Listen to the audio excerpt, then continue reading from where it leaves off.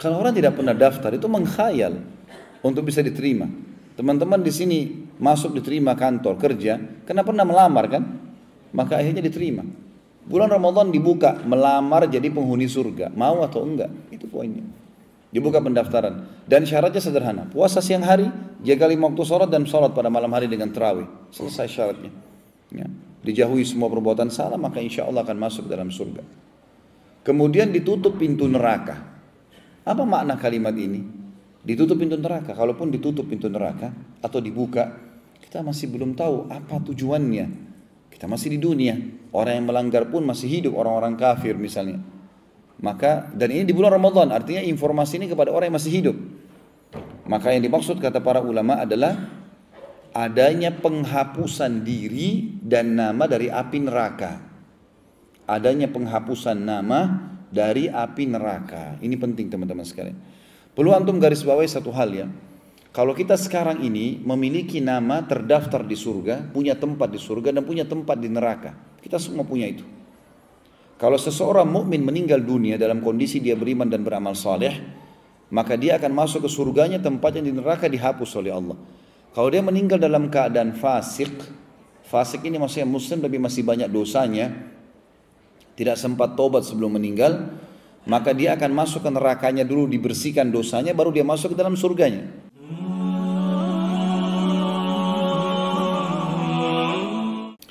Rasulullah SAW melalui Ramadan dalam hidup beliau 8 kali. 8 kali. Karena Ramadan diperintahkan di tahun 2 Hijriah dan beliau alaihissalatu wassalam wafat di tahun 10 Hijriah. Berarti ada 8 kali Ramadan dilalui oleh baginda Nabi alaihissalatu wassalam. Dan Ramadan adalah bulan yang memang dipilih oleh Sang Pencipta Allah dan dimuliakan. Jadi yang sedang kita lalui sekarang ini bulan luar biasa dan bukan bulan biasa. Sebagaimana Allah dengan kemahasempurnaannya memuliakan wilayah Mekah dan Madinah dari wilayah-wilayah yang lain. Tapi bukan berarti wilayah yang lain buruk. Cuma ini lebih dimuliakan, ekstra. Nilai ibadah di sana seperti sholat lebih besar daripada tempat yang lain. Begitu pula Allah subhanahu wa ta'ala memuliakan para malaikat. Di antara malaikat ada Jibril, Mikail, Israfil. Di antara manusia ada nabi-nabi dan rasul. Dan juga di antara waktu ada yang dimuliakan. Seperti kalau hari-hari adalah hari Jumat, hari yang paling mulia ya, dibandingkan hari-hari yang lain. Dan juga Ramadan adalah bulan yang paling mulia dibandingkan bulan-bulan yang lain.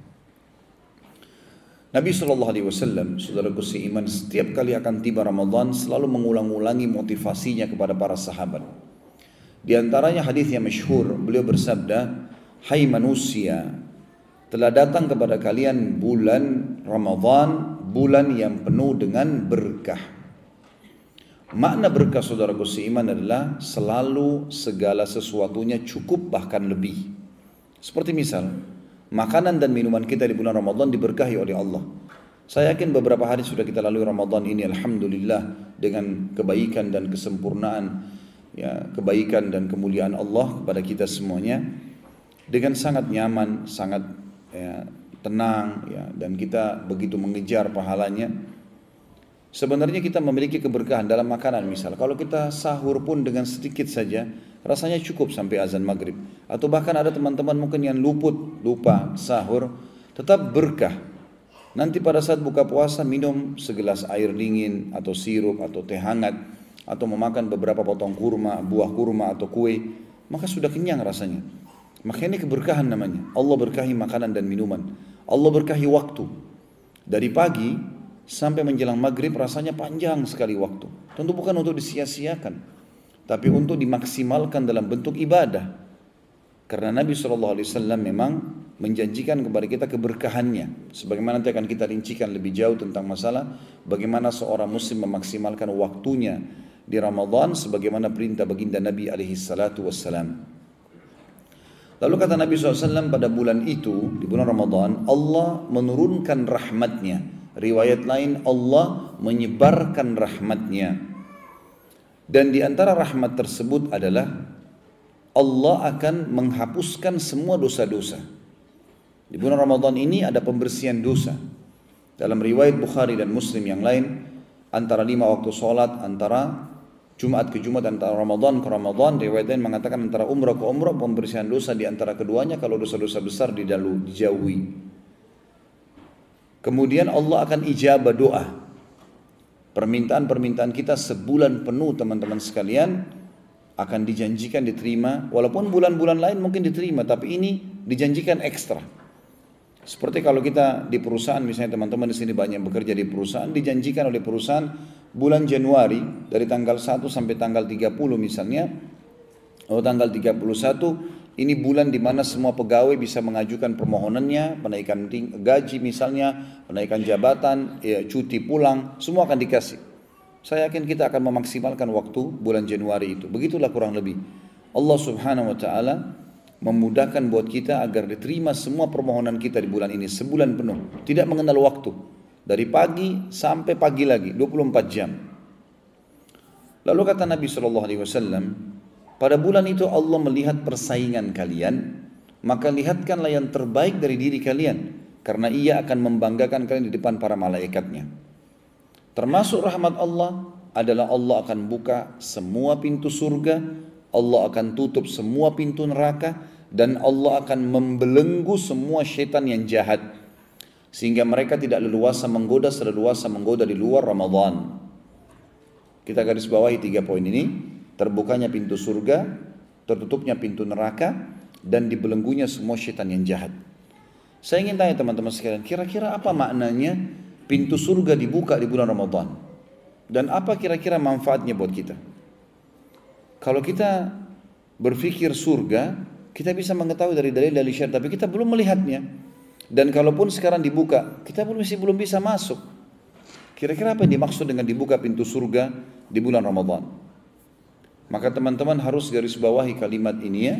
Ini jawaban dari para ulama, adalah dibukanya iklan resmi dari Sang Pencipta Allah di langit sana.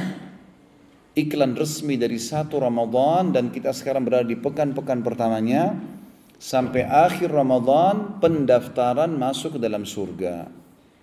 Ini yang dimaksud teman-teman sekalian.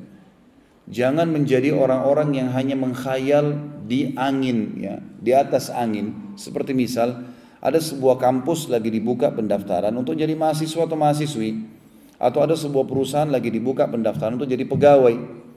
Lalu ada orang cuma mengkhayal, dia lewat di depan kampus atau di depan perusahaan, lalu dia mengatakan, saya ingin kuliah di sini atau saya ingin kerja di situ. Cuman tidak pernah daftar. Kira-kira diterima nggak? Nah, kenapa senyap ini? Gak ada suaranya. Jangan lemas-lemas kalau Ramadan. Kalau orang tidak pernah daftar, itu mengkhayal untuk bisa diterima. Teman-teman di sini masuk diterima kantor kerja, karena pernah melamar kan? Maka akhirnya diterima. Bulan Ramadan dibuka, melamar jadi penghuni surga. Mau atau enggak? Itu poinnya. Dibuka pendaftaran. Dan syaratnya sederhana. Puasa siang hari, jaga 5 waktu sholat, dan sholat pada malam hari dengan tarawih. Selesai syaratnya. Ya. Dijauhi semua perbuatan salah, maka insya Allah akan masuk dalam surga. Kemudian ditutup pintu neraka. Apa makna kalimat ini? Ditutup pintu neraka. Kalaupun ditutup pintu neraka atau dibuka, kita masih belum tahu apa tujuannya. Kita masih di dunia, orang yang melanggar pun masih hidup, orang-orang kafir misalnya. Maka, dan ini di bulan Ramadan, artinya informasi ini kepada orang yang masih hidup. Maka yang dimaksud kata para ulama adalah adanya penghapusan diri dan nama dari api neraka. Adanya penghapusan nama dari api neraka. Ini penting teman-teman sekalian. Perlu antum garis bawahi satu hal ya. Kalau kita sekarang ini memiliki nama terdaftar di surga, punya tempat di surga dan punya tempat di neraka. Kita semua punya itu. Kalau seseorang mukmin meninggal dunia dalam kondisi dia beriman dan beramal saleh, maka dia akan masuk ke surganya, tempatnya di neraka dihapus oleh Allah. Kalau dia meninggal dalam keadaan fasik, fasik ini maksudnya muslim tapi masih banyak dosanya, tidak sempat tobat sebelum meninggal, maka dia akan masuk ke nerakanya dulu, dibersihkan dosanya, baru dia masuk ke dalam surganya.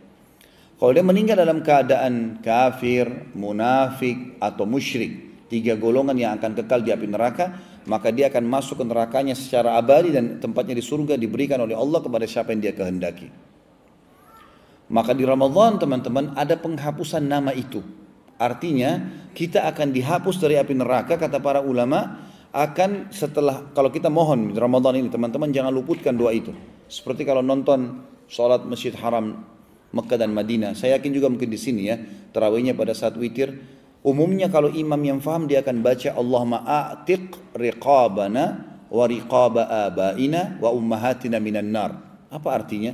Ya Allah, hapus nama kami, nama ayah dan ibu kami dari api neraka. Itu di Ramadan.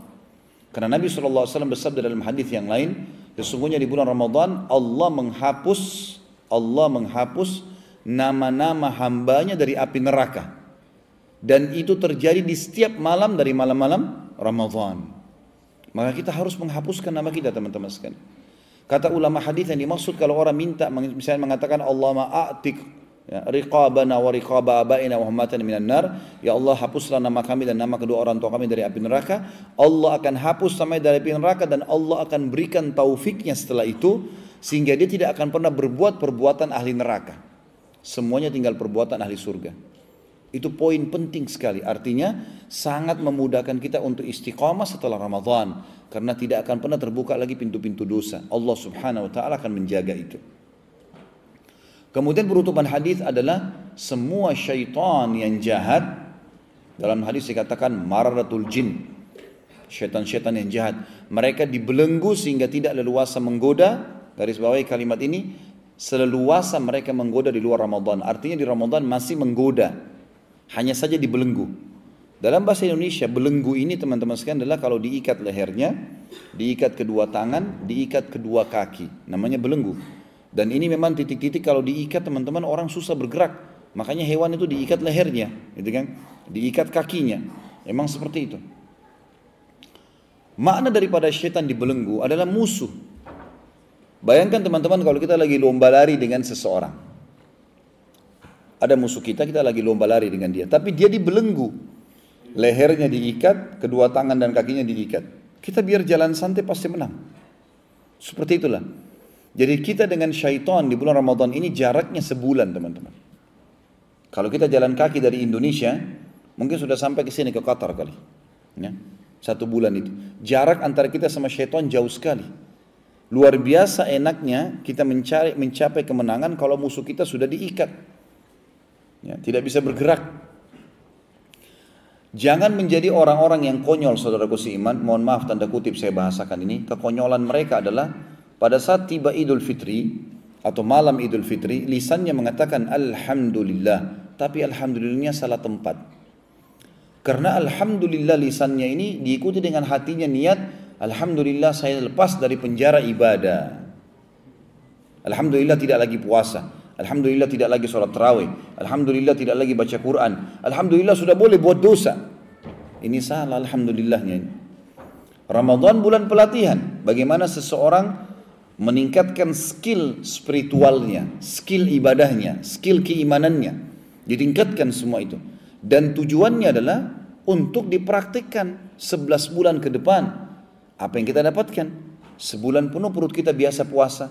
Jiwa kita biasa menghadapi puasa. Kita udah biasa ke masjid, udah biasa baca Al-Quran, udah biasa jauh dari dosa-dosa. Sebulan penuh. Masa setelah itu tidak pernah dipraktikin sama sekali? Ibaratnya orang kalau tidak bisa mengemudi mobil, kemudian dia masuk ke tempat pengemudi mobil, bayar. Kalau di Indonesia 1 minggu sudah bisa bawa mobil, 3-4 hari, seminggu sudah bisa bawa mobil. Bagaimana kalau sebulan? Kalau orang setelah itu tidak pernah sebulan latihan mobil, kemudian setelah itu tidak pernah sentuh setir mobil, apa manfaatnya dari tadi latihannya? Orang panggil seorang profesor bahasa Arab atau bahasa Inggris, sebulan penuh 24 jam sama orang itu, tapi setelah itu tidak pernah praktekin bahasanya. Apa manfaatnya? Seperti itulah Ramadan. Maka banyak orang teman-teman sekalian pas tiba Idul Fitri, dia sudah tinggal injak gas, praktekin ilmu Ramadannya di luar Ramadan, masuk surga tuh. Enggak, dia nunggu di garis finish, nunggu lawannya, rivalnya, syaitan tadi yang dibelenggu begitu lepas, agar bisa menjangkau dia kembali. Akhirnya syaitan-syaitan ini mulai menyesatkan dia kembali dan menguasai dia. Padahal tadinya jaraknya 1 bulan. Maka ini penting sekali untuk digarisbawahi teman-teman sekalian, karena ini berita gembira dari baginda Nabi alaihi salatu wassalam. Ini dalam pembukaan kita tentang masalah pentingnya memahami Ramadan disambut oleh baginda Nabi SAW dengan berita gembira seperti ini. Sisi yang lain dalam pembukaan kita, tepis semua persepsi negatif tentang puasa dari syaitan. Alhamdulillah sekarang kita sudah masuk Ramadan. Saya kemarin banyak menyampaikan tema ini di Indonesia sebelum Ramadan. Karena memang sebelum Ramadan, setan sebelum dibelenggu, dia banyak memasang ranjau-ranjau pada kehidupan kita. Seperti misalnya dikatakan Ramadan sebulan penuh puasa, nanti lemas, nanti loyo, ya, nanti saatnya bermalas-malasan, tidur terus misalnya, atau mungkin membuang-buang waktu pada hal yang sia-sia. Ini semua waswas syaitan. Dan dalam Islam kita punya sebuah konsep namanya niat. Bisa juga kita bahasakan kalau bahasa Indonesia kita adalah sugesti. Kalau kita sahur, niatnya sebentar jam 11 lapar nggak ya? Haus nggak ya? Nanti sampai jam 11 saja berarti. Kita akan haus dan lapar di jam 11. Tapi kalau sugesti atau niat kita kuat, saya pun walaupun makan cuma sebutir kurma atau minum segelas air sahur, ataupun bahkan tidak sahur sama sekali, tapi niatnya kuat, akan tahan sampai azan maghrib, Ada orang bahkan azan maghrib cuma makan beberapa butir kurma dengan minum air putih, tidak makan malam kecuali habis tarawih juga kuat. Tergantung bagaimana dia niatkan. Dan Ramadan ini teman-teman, bulan yang puasa ini adalah selain ibadah, kesehatan. Ini kesehatan teman-teman. Seorang dokter dari Eropa masuk Islam justru karena pelajari masalah puasa yang ada pada kaum muslimin.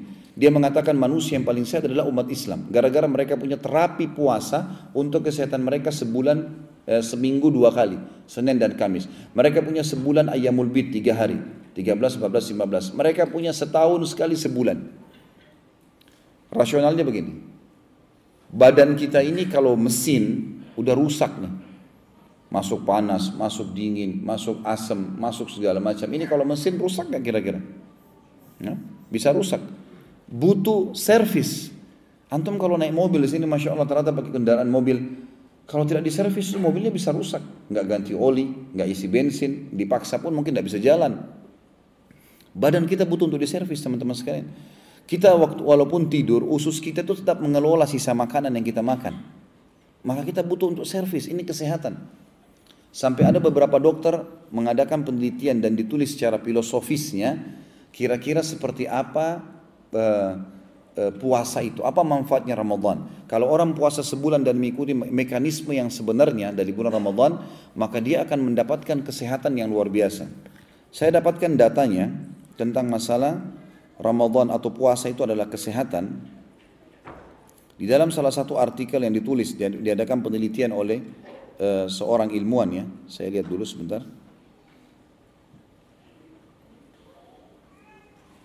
Jadi kalau orang berpuasa, ini penelitian ya. Kalau orang mulai menjalankan puasa apalagi sebulan ya, maka di hari pertama dan hari kedua dengan puasa itu, maka gula dalam badan akan menurun. Jantung juga akan berdenyut dengan perlahan. Kemudian banyak sekali ya, ada glikogen ya ditarik keluar dari otot menjadi otot berasal dari sehingga menjadikan otot berasa menjadi lemah. Kemudian ada banyak hal-hal yang tadinya penyakit-penyakit yang berbahaya bisa hilang di hari pertama, hari kedua kalau orang puasa. Di hari ketiga sampai hari ketujuh itu adalah kalau orang melakukan seperti puasa yang dilakukan oleh muslimin ya. Jadi mereka sahur, mereka buka puasa, siang hari mereka beraktivitas tapi mereka tidak makan, tidak minum. Ini hari ketiga, hari ketujuh akan ada pembakaran lemak. Dan kalaupun ada sisa-sisa lemak itu akan ada pencairan ke tubuh sehingga fungsinya maksimal. Di hari ke-8 dan hari ke-19, hari ke-15 itu fase ketiga, ada banyak sel-sel yang sudah rusak selama setahun itu akan diperbaiki dan akan diaktifkan kembali karena ada pembaharuan sel. Hari 16 sampai hari ke-30 itu badan mulai melakukan proses pemulihan sehingga 30 hari atau 29 hari dari puasa itu akan membuat tubuh seseorang itu akan terasa lebih sehat dan lebih segar. Bahkan usus itu akan menjadi lebih ketat ya. Seperti misalnya pada saat Idul Fitri, kalau kita biasanya puasa pagi hari dan siang hari, terus kita lagi kunjungin rumahnya orang makan, saya yakin tidak mungkin kita makan sebanyak sebelum Ramadan. Mungkin kita makan setengah porsi ketupat atau mungkin 1 porsi sudah kenyang sekali rasanya. Karena memang proses badan kita ini seperti yang baru mobil lagi servis gitu kan. Dia sangat sempurna, sangat bagus sebenarnya. Jadi itu ada kesehatan teman-teman sekalian. Jangan dianggap puasa itu adalah sebuah siksaan. Itu keliru. Juga satu hal penting teman-teman sekalian. Pada saat buka puasa, Jangan jadikan tanda kutip sebagai ajang balas dendam. Saya tidak tahu di sini antum, tapi kalau di Indonesia, masya Allah, kolak 5 macam 5 dibeli. Warna makanan biru, kuning, merah semua ada di atas meja. Padahal nggak dimakan juga. Bukan itu target puasa. Target puasa adalah memang melatih diri kita ini supaya tidak terlalu banyak memasukkan asupan makanan. Bahkan dalam sahur dan buka puasa saja ada sabda Nabi SAW dalam hadis yang dihasankan oleh para ulama, sebaik-baik makanan sahur kalian dan buka puasa kalian adalah kurma. Kurma yang disuruh. Bukan disuruh makan yang besar, walaupun boleh ya, bukan tidak boleh. Tapi ternyata di sini bukan malah kita melampiaskan sesuatu yang melampaui batas di perut kita. Enggak. Enggak. Usus itu teman-teman sekalian, kalau dia lagi di waktu-waktu kayak kita sekarang ya, beraktivitas dari pagi sampai sore, tetap kita bergerak, tetap berpikir, tetap bekerja, itu kan dia butuh asupan makanan dan minuman supaya dia mengelola menjadi energi. Baik, kalau kita puasa seperti sekarang, kayak saya sekarang lagi ngomong, teman-teman lagi jalan, tadi bekerja, kita bergerak, ini kita butuh asupan makanan atau minuman supaya menjadi energi, dikelola, dicairkan oleh tubuh. Sekarang kalau nggak ada, dari mana? Maka usus itu dalam penelitian diadakan, usus itu akan mengelola sisa makanan yang melekat di dinding usus. Sehingga akhirnya semua yang bermasalah di usus itu akan keluar. Sisa makanan, karena kadang-kadang kita subhanallah usus belum mengelola makanan, kita sudah isi makanan yang baru gitu kan. Zaman sebelum Ramadan, maka itu dikelola sehingga akhirnya usus kita itu mengeluarkan semua toksin atau sisa-sisa kotoran atau bakteri yang berbahaya bagi perut kita. Jadi satu sisi, selain dia adalah ibadah yang sangat besar pahalanya, tadi Ramadan adalah pembersihan dosa. Suaranya kurang jelas, mungkin agak dekat dikit. Oh iya. Selain pembersihan dosa, diijabahnya doa, ya. Kemudian juga diturunkannya rahmat, dibukanya pintu surga, tutup pintu neraka, diikatnya setan-setan. Dari sisi yang lain juga kita mendapatkan kesehatan, ya, kebaikan buat kita. Kalau kita fahami poin ini, maka kita akan sangat menikmati Ramadan. Bahkan sebagian ulama mengatakan kalau seandainya muslimin memahami tentang keutamaan Ramadan, baik sisi fadilah atau sisi kesehatannya, maka mereka berharap sepanjang tahun mereka disuruh puasa oleh Sang Pencipta Allah. Ini poin penting dalam pembukaan ceramah kita. Teman-teman sekalian, ada beberapa hal yang sangat ditekankan di bulan Ramadan oleh baginda Nabi alaihi salatu wassalam. Baik itu dari sisi ibadahnya juga dari sisi tentu kebaikan dalam kehidupan kita, sosial, kesehatan, ekonomi dan seterusnya. Yang pertama dari hal-hal yang sangat ditekankan oleh Nabi SAW dan ini puncaknya adalah puasa itu sendiri. Puasa itu sendiri. Dan puasa adalah Ramadan dikenal juga dengan bulan puasa. Puasa adalah ibadah yang sangat luar biasa sebagaimana kita jelaskan tadi, tapi saya ingin titik beratkan poin yang berbeda, yaitu puasa secara kuantitas, jumlah balasan, pahala adalah ibadah yang paling besar pahalanya. Sholat, jihad, bakti sama orang tua, haji, umrah, semua kalah dengan puasa. Secara kuantitas akan kalah. Sesuai dengan hadis Bukhari Muslim. Baginda Nabi SAW bersabda, kullu amal ibn Adam lahu. Ya. Al-hasanatu bi asyri amthaliha ila sabamiyah dhi'fin. Yaqulullahu azza wa jal, illa as-siyam fa innahu li wa ana ajzi bihi. Taraka syahwatahu wa ta'ama wa syarabahu min ajli lis-saimi farhatan, farhatun inda fitri wa farhatun inda liqa'i rabbi wa la khalufa musayim attabi inallah min rihil misk. Terjemahannya, sebenarnya puasa itu, kata Nabi SAW, puasa itu semua amal ibadahnya anak Adam sudah ditentukan kadar pahalanya. Bisa 10 sampai 700 kali lipat. Kecuali puasa, karena dia milikku dan aku akan membalas secara langsung, kata Allah, karena dia meninggalkan syahwatnya, makanannya, minumannya karena aku.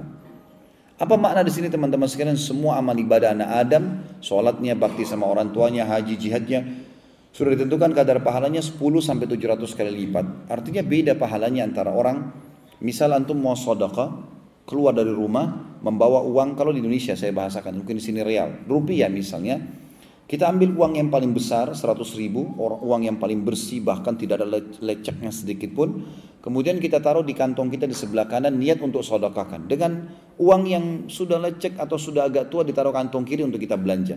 Ini beda pahalanya dengan orang yang uangnya tercampur. Kalau ada orang miskin yang minta, dia tinggal tarik, mau lecek, mau baru, mau tua, dikasih aja, tanpa juga melihat nilainya besar atau kecil. Akan beda pahala. Ada kemasan yang positif di sini. Beda pahalanya antara orang yang terbangun tengah malam jam 3, lalu dia sholat tahajud tanpa diprogramkan. Beda dengan orang yang dari sebelum tidur sudah niat mau sholat malam, sudah bunyikan jam beker, pada saat bangun juga sebelum tidur dia sudah siapkan sejadah dengan dibubui minyak wangi. Mungkin kalau akhwat kita mau kenahnya dengan bersih, ikhwat kita kopiahnya dengan bajunya bersih. Seperti Abu Hanifah rahimahullah, setiap malam kalau mau sholat tahajud beliau selalu pakai baju baru. Setiap hari baju baru. Rahimahullah. Jadi karena ingin tahu, ingin bertemu dengan Allah. Seperti kalau kita ketemu dengan raja atau presiden, kita akan pilih baju yang terbaik. Maka ini dilakukan oleh Abu Hanifah rahimahullah. Maka dia berusaha untuk menggunakan pakaian yang terbaiknya. Kemudian mungkin sebelum dia sholat malam dia mandi dulu, dia minum teh hangat. Maka beda pahalanya orang yang mengemas ini dengan orang yang begitu saja mengerjakan ibadah. Makanya ibadah itu bisa 10 sampai 700 kali lipat tergantung kadar niat dia dan bagaimana dia mengemas sebaik mungkin ibadah itu. Kecuali puasa. Puasa di atas 700 kali lipat. Karena kata Nabi SAW, kecuali puasa. Karena Allah berfirman, dia milikku dan aku akan membalas langsung, sebab dia meninggalkan syahwatnya makanan minuman karena aku. Lalu Allah berkata, untuk orang puasa aku janjikan 2 kegembiraan. Pada saat dia buka puasa dan pada saat dia bertemu dengan Tuhannya Allah. Apa makna di sini kegembiraan pada saat buka puasa, teman-teman? Ulama hadis mengatakan ada 3 makna di sini. Yang pertama, gembira karena haus dan laparnya hilang. Ini sudah umum. Yang kedua, kegembiraan yang didapatkan adalah karena dia berhasil mengalahkan syaitan yang dari sebelum sahur sampai menjelang buka puasa berapa detik menggoda dia untuk mengurangi kadar pahala atau membatalkan puasanya. Begitu dia azan maghrib, dia berarti dia sudah menang. Seperti orang kalau lomba lari sudah sampai garis finish, musuhnya nggak bisa buat apa-apa lagi. Ini kegembiraan pada saat buka puasa. Dan yang ketiga adalah kegembiraan karena dia bisa melipat gandakan pahala dengan membuka puasakan orang lain. Sebagaimana akan kita jelaskan nanti. Itu kegembiraan. Jadi satu hari kita bisa dapat pahala 50 pahala puasa, 100 pahala puasa, 1.000.000 pahala puasa. Tergantung antum mau berapa banyak. Tinggal buka puasakan orang. Ya, gitu. Maka kita akan panen pahala. Maka pada saat buka puasa kita akan gembira di sini orang-orang beriman karena dia akan panen pahala dia dan pahala orang yang dibuka puasakan. Sementara kegembiraan yang kedua adalah pada saat bertemu dengan Allah, artinya dia akan masuk dalam surga. Dan penutupan hadis, dan bau mulutnya orang yang puasa lebih wangi di sisi Allah daripada bau kasturi. Apa maknanya kalimat ini teman-teman sekalian? Tahu kasturi ya? Di sini pasti ada. Minyak kasturi biasanya mahal sekali ya, kalau yang asli itu. Tapi perlu digarisbawahi juga tidak semua orang suka baunya kalau yang buatan manusia ini yang ada di dunia. Lalu kenapa penggunaan kalimat kasturi di sini? Jawabannya hampir mirip dengan di surah Ar-Rahman disebutkan di surga akan ada kurma, ada anggur, ya, ada delima.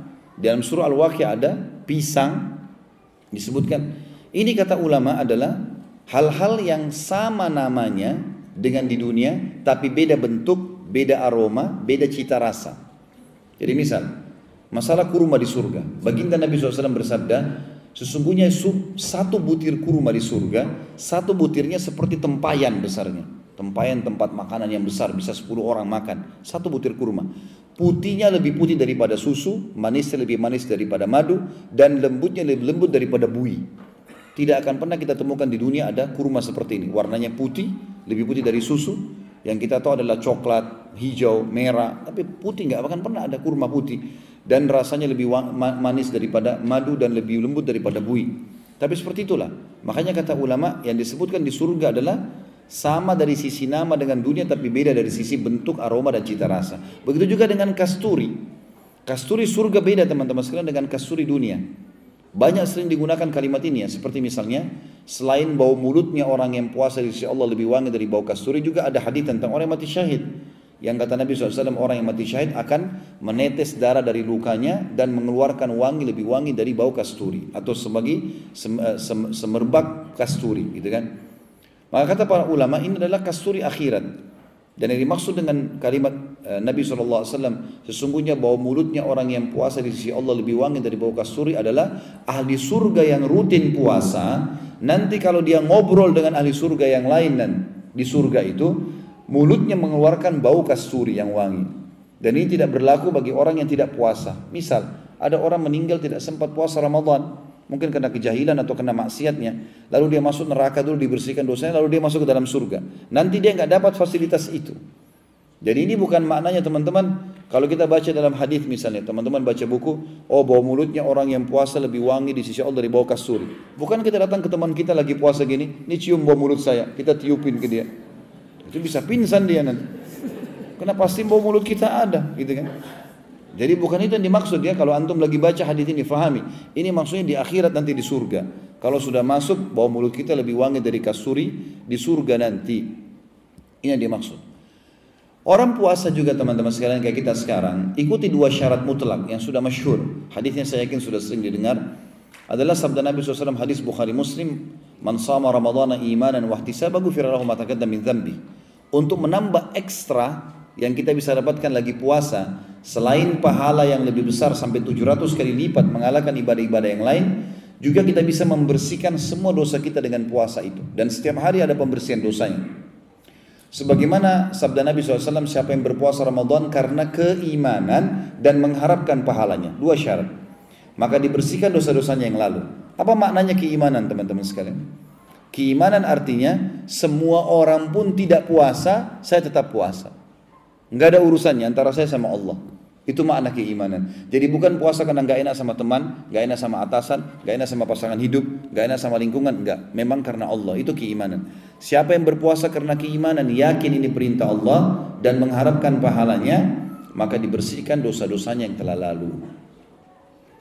Puasa ini teman-teman harus diikutkan seluruh anggota tubuh kita puasa. Kalau tidak bisa sia-sia puasa kita. Mata harus puasa, telinga harus puasa, tangan puasa, kemaluan puasa, kaki puasa, semua puasa ini. Jadi bukan cuma perut saja dengan tenggorokan. Misal contoh sabda Nabi SAW dalam sebuah hadis sahih riwayat Bukhari, man lam yada' qawla az-zuri wal 'amala bih, falaysa lillahi hajatun fi an yada'a ta'amahu wa syarabah. Siapa yang tidak meninggalkan perkataan dusta dan perbuatan dusta, maka Allah tidak sudi menilai lapar dan hausnya. Jadi kalau puasa tapi masih dusta, batal puasanya. Amal-amal ini tidak boleh dilakukan gitu. Dalam riwayat lain juga kita kuatkan tentang masalah keutamaan puasa, ya. Yaitu teman-teman sekalian bisa kita jadikan sebagai perisai dari api neraka.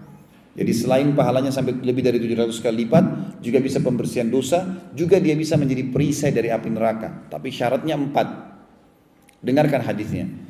Rasulullah SAW bersabda dalam hadis Bukhari Muslim, "As-sawmu junnah." Ini riwayat Bukhari, riwayat Imam Muslim, "As-sawmu junnah ka junnati ahadikum minal qital." Puasa itu perisai. Perisai adalah besi yang biasa dipakai, ditaruh di tangan kanan atau tangan kiri prajurit untuk menangkis sabetan pedang, tombak atau panah dari musuh, gitu kan. Dalam riwayat Bukhari, riwayat Imam Muslim, perisai dari api neraka seperti perisai salah seorang di antara kalian pada saat di kancah peperangan. Riwayat yang lain disebutkan adalah puasa adalah benteng yang paling kokoh yang bisa menyelamatkan dari api neraka. Bagaimana caranya? Ada 4 syarat. Apa kata Nabi SAW? Fa'idha kana yawmi sawmi ahadikum fala yarfuth. Ini yang pertama. Kalau kalian lagi puasa dan mau jadikan puasanya sebagai perisai, jangan rafath. Apa itu rafath teman-teman sekalian? Rafath adalah ucapan kalimat syahwat, sayang, cinta, rindu, kekasih, apalah bahasa-bahasa mesra ini yang dialihkan atau diberikan kepada selain pasangan halal. Itu namanya rafath. Yang kedua kata Nabi SAW, wala yabsuk. Jadikan perisai, puasa jadi perisai, jangan fusuk. Fusuk adalah sentuhan fisik, salaman, pelukan, ciuman, ini sentuhan fisik ya, sampai masalah biologisnya kepada selain pasangan halal. Dan yang ketiga, wala yajhal, dan jangan dia berbuat bodoh. Makna lain adalah sia-sia. Enggak boleh buang-buang waktu sia-sia. Saya tidak tahu di sini teman-teman, karena mungkin di sini cuaca panas dan insya Allah juga mudah-mudahan kondisi di sini teman-teman kalau yang sudah terbina ikut pengajian bisa faham masalah itu.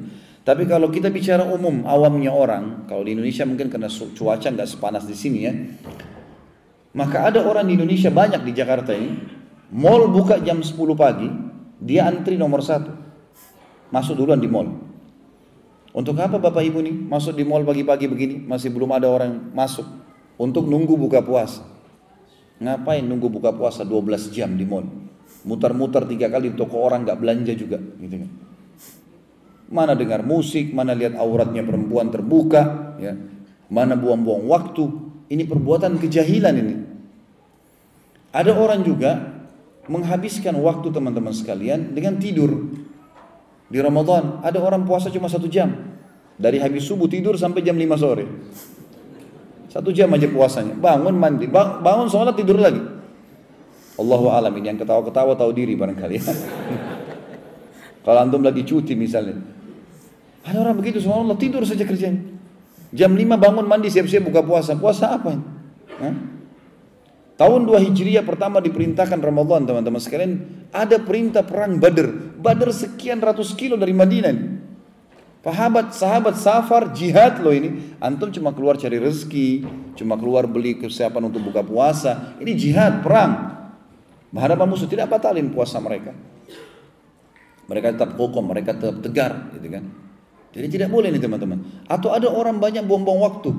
Ramadan main gaple, main kartu, main catur. Alasan melatih otak. Latih otak dari mana? Bohong orang bilang. Terus terang teman-teman sekalian, bohong orang yang mengatakan catur itu olahraga otak. Kenapa saya bilang bohong? Atau tahu strategi perang. Memang di kuda itu dalam mencapa perang bisa jalan L. Benteng itu bisa bergerak. Itu kebohongan. Dari mana itu? Buang-buang waktu nggak ada gunanya. Ya. Kalau mau latih otak, hafal Al-Quran, hafal hadis. Menghafal sudah diadakan penelitian teman-teman sekalian adalah olahraga otak yang paling bagus. Dan subhanallah Islam punya banyak hafalan. Nggak habis-habis tuh. Doa-doanya, zikir yang diajarkan Nabi SAW, sejarah, buku-buku, hafalin tuh. Hafalan. Bukan dengan cara itu teman-teman sekalian. Buang waktu 3 jam, 4 jam, habis waktu di pinggir jalan, hal-hal yang kosong. Ini semua teman-teman harus diperbaiki. Ya. Atau ada orang duduk main game dari pagi sampai menjelang malam. Buang-buang waktu untuk apa ini teman-teman sekalian? Ilmu, majelis ilmu, baca Al-Quran, hafal, baca kisah-kisah. Ilmu agama ini kalau kita habiskan seluruh hidup kita pun masih baru memberikan setengahnya. Apalagi kalau kita lalai, malas, gitu kan. Dan Ramadan kesempatan untuk itu, kesempatan, gitu kan. Saya alhamdulillah dari tadi pagi, dari habis subuh sampai sekarang saya sudah bisa menyelesaikan untuk tablik akbar kisah Hudzaifah bin Yaman, sahabat Nabi. Berapa sekian belas lembar, sekian puluh lembar dari sebuah buku. Saya juga sudah berhasil mengetik beberapa data yang saya butuhkan di laptop dan seterusnya. Masih banyak bisa dilakukan. Banyak bisa dilakukan. Jangan disia-siakan teman-teman sekalian. Jadi tidak boleh jahil. Jangan berbuat hal yang sia-sia. Lalu yang keempat, yang terakhir syaratnya kalau mau jadikan puasa Ramadan sebagai tameng dari api neraka. Tidak boleh rafath, mengucapkan kalimat syahwat kepada selain pasangan halal. Tidak boleh fusuk, menyentuh secara fisik dari peluk, ciuman sampai biologis selain pasangan halal. Dan juga tidak boleh jahil, buang-buang waktu atau sia-sia. Dan kata Nabi SAW, fa in sabahu ahadun aw qatalahu falyakul inni shaim. Kalau dia diajak bertengkar atau dia dicaci maki oleh seseorang, maka dia mengatakan saya sedang ikuti program puasa. Saya kasih resep teman-teman. Kalau ada yang ajak antum berkelahi atau bertengkar, tinggalkan, biarkan dia bertengkar sama tembok. Ya. Tidak usah dilayani. Kamu begini, kamu pengecut, yang ngomong dia terserah kamu. Ada saatnya orang itu menunjukkan keperkasaannya di kancah jihad, itu benar. Itu yang Rasulullah SAW contohkan. Di depan kaum muslimin, di depan istri, di depan anak, lembut, baik, santun. Nggak ada kekasaran. Bukan tunjukkan kehebatannya bisa tonjok sana sini bisa. Segala macam. Bukan itu. Ini kan? Rasulullah SAW sangat lemah lembut dikala beliau lagi di kehidupan yang umum, ya, kehidupan kayak kita sekarang. Tapi di kancah peperangan beda. Ya, pada saat akan terjadi perang Badar, beliau menghunuskan pedangnya sambil mengatakan, siapa yang mau memberikan haknya pedang ini, haknya Allah dan Rasul di pedang ini. Hamzah berdiri mengatakan, saya Rasulullah. Langsung mau ambil. Nabi SAW tarik. Ya, tarik, nggak dikasih sama Nabi SAW. Nabi ulangi lagi, siapa yang mau memberikan haknya Allah dan Rasul di pedang ini. Ali bin Abi Thalib berdiri, langsung mau mengambil, kata Nabi SAW. Atau Nabi SAW tarik, nggak dikasih. Ulangi yang ketiga kali, siapa mau memberikan hak Allah dan Rasul di pedang ini. Berdiri lagi, ya, Mikdad. Mikdad ini yang masyhur sekali dengan keberaniannya, sama Hamzah dan Ali, dua-duanya, tiga-tiganya sama luar biasa. Maka dia berdiri mau mengambil, Nabi SAW tarik. Lalu yang keempat, ya, Syammah radhiyallahu anhu, Abu Dujana berkata, ya Rasulullah, sebelum diambil, apa haknya Allah dan Rasul di pedang itu? Kata Nabi SAW, di kancah peperangan nih, lihat bagaimana ketegasan Nabi di kancah peperangan. Kata Nabi SAW, engkau ambil pedang ini dan engkau hantamkan ke musuhmu sampai bengkok. Di situ saatnya menunjukkan kekuatan. Tapi sama istri, sama suami, sama anak, sama tetangga, Bukan ini, tidak ada tempatnya. Orang mukmin bukan begitu. Bahkan Allah SWT mengatakan dalam Al-Quran tentang ibadur rahman, a'udzubillahi minasyaitonir wa idza khatabahumul jahiluna qalu salama. Kalau diajak bertengkar sama orang-orang jahil, mereka mengatakan salam. Udah terserah kamu deh, tinggalin saja. Kalau kita diserang tiba-tiba kita bela diri itu berbeda. Tapi nggak usah ikut-ikutan, nggak usah jor-joran, bertengkar, ribut, udahlah nggak usah. Mengalah itu kedewasaan. Bahkan kata Nabi SAW dalam sebuah hadis sahih riwayat Bukhari, laisa sur'atu bil ghadab, bukan keperkasaan, kehebatan, ya. Kedewasaan seseorang ini daripada emosionalnya. Walakinna sur'atu man malaka nafsahu indal ghadab. Tapi justru kedewasaan, keperkasaan, kehebatan itu dinilai pada saat seseorang itu bisa menahan emosinya pada saat dia sedang marah. Orang kalau belajar bela diri, sebenarnya kalau sudah sampai pada tingkat master, dia disuruh kontrol emosi. Itu ilmu tertingginya. Karena kalau dia emosi hilang semua jurusnya. Orang kalau baru belajar 2-3 jurus ya digara-gara memang di jalan. Tapi kalau masternya nggak seperti itu. Islam sudah mengajarkan kita dan Ramadan terapi emosi itu. Kalau kalian sedang diajak bertengkar, dicaci maki, bilang saya sedang ikut program puasa, saya nggak mau ikut-ikutan. Nggak ada ceritanya. Inni mru'un sha'im. Selesai. Ini 4 poin kalau mau jadikan puasa sebagai tameng dari api neraka. Ini amal yang pertama teman-teman sekalian, yaitu berpuasa. Dan usahakan pertahankan semaksimal mungkin ibadah kita puasa ini dengan sebaik-baiknya, dengan cara berpuasanya mata, berpuasanya telinga, berpuasanya tangan, berpuasanya kemaluan, berpuasanya kaki dan seterusnya. Ya. Kemudian yang kedua teman-teman sekalian adalah tarawih. Saya yakin ini sudah kita tahu dan kita kerjakan teman-teman, tapi saya ingin jelaskan secara hukum syar'inya. Tarawih ini sebenarnya artinya raha, santai. Orang Arab mengatakan tarawih atau raha sama, artinya lagi santai. Sebenarnya tarawih, tahajud, qiyamul lail, qiyamul Ramadan sama saja. Beda istilah. Jadi sebenarnya itu tahajud yang dimajukan. Kalau dikerjakan di akhir malam namanya tahajud. Dikerjakan di awal malam namanya tarawih. Dan memang tarawih ini dinamakan tarawih sholat tahajudnya di Ramadan karena satu-satunya waktu yang kita dibolehkan secara syariat untuk mengerjakan sholat malam setelah ba'diyah isya. Makanya dinamakan tarawih. Kita santai.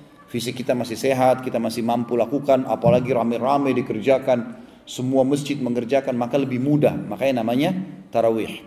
Syaratnya sama dengan puasa tadi. Dalam hadis Bukhari Muslim kata Nabi SAW, Man qama ramadhana imanan wahtisaba ghufira lahu ma taqaddama min dzambi. Rasulullah SAW pandu kita Ramadan, kalau sholat tarawih adalah siapa yang mendirikan malam Ramadannya dengan keimanan, artinya bukan pergi sholat tarawih karena nggak enak sama teman, karena atasan, karena nggak enak sama lingkungan, tidak. Orang semua nggak ada yang tarawih, saya tarawih sendirian pun nggak ada masalah. Dan mengharapkan pahalanya dibersihkan dosa-dosanya yang telah lalu. Dan ini juga teman-teman sekalian adalah terapi yang luar biasa. Bagaimana minimal orang-orang yang tidak pernah tahajud selama setahun, minimal di Ramadan tercatat buku amalnya punya sholat tarawih, punya sholat tahajud. Karena ini sholat yang luar biasa. Aisyah mengatakan dalam hadis Bukhari, janganlah pernah kalian tinggalkan tahajud karena Rasulullah SAW tidak pernah meninggalkannya. Di Ramadan atau di luar Ramadan. Ini garis penting, ini poin penting harus kita ketahui. Dan para ulama salaf, para sahabat dan tabi'in menjadikan malam adalah malam hari dengan tahajudnya adalah sesuatu yang paling mereka rindukan. Sampai seseorang antara mereka pada saat bekerja berkata, semangatlah wahai jiwa, karena sebentar lagi malam hari tiba kau akan bertemu dengan Tuhanmu. Karena kita akan munajat.